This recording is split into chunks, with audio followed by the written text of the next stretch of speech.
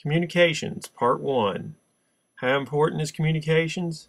Our brethren knows it instinctively. Fritz here hears the emergency and lets his fellow dogs know. We are humans and we don't have that instinct, so we have to plan and prepare. That's what this video is about. Stay tuned. Thank you.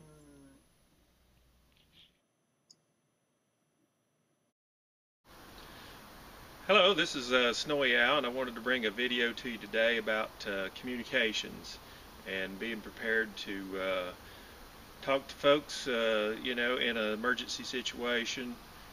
There's lots of videos out there on this. I'm not going to cover so much the tactical kind of communications and such, but just talk about what you might do in a normal circumstance. One of the things I recommend is that you find somebody that's outside of your area and somebody you trust, that you give them a list of numbers and some instructions and so forth, that if you find yourself in an emergency situation and you can't contact the people around you, that you can contact somebody because they might be affected too, that you contact somebody outside of your area and let them know that you're okay, and they have a call down list that they could call and let other folks like family members and such know what your situation is. And also in that regard, you may only have a little bit of time, if you're trying to conserve batteries, or you only have a very small window of communication, you might want to prepare messages ahead of time and save those on your smart devices. You could save that on your computer, or have these written down so you can read them off real quickly, or some means of providing this communication in a quick, brief time frame.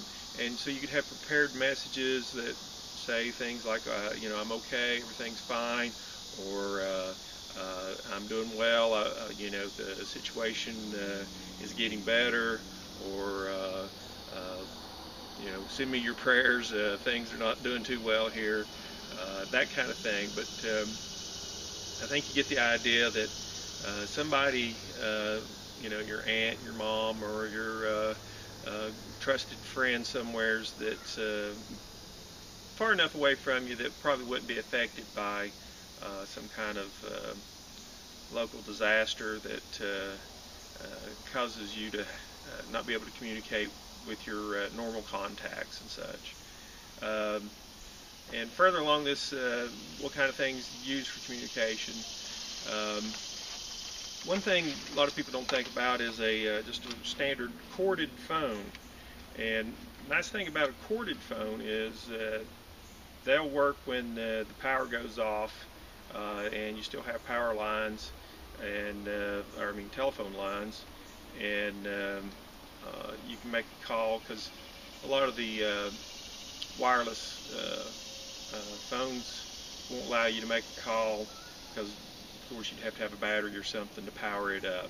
But another good thing about one of these is you can carry it along with you in your vehicle or something like that. If you have a situation where you need to make an emergency communication, theoretically you could go up to a house, and if nobody's home or something like that, and you really need to make a phone call, you plug into the phone system on the outside of that home and make a call.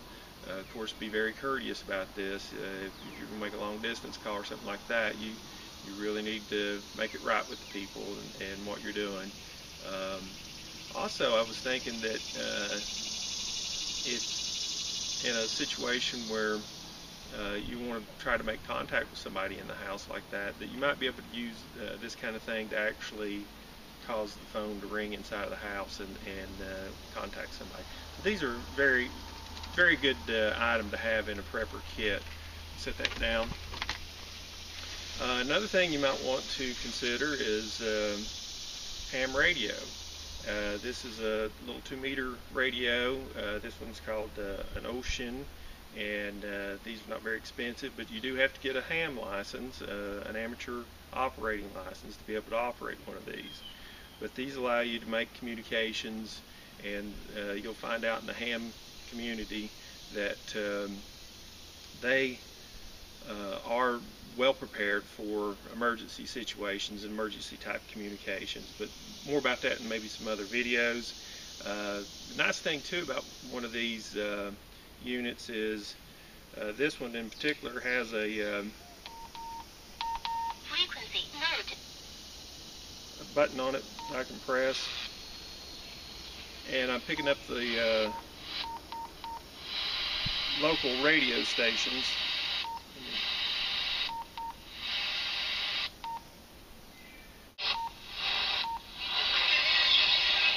There, you get the idea.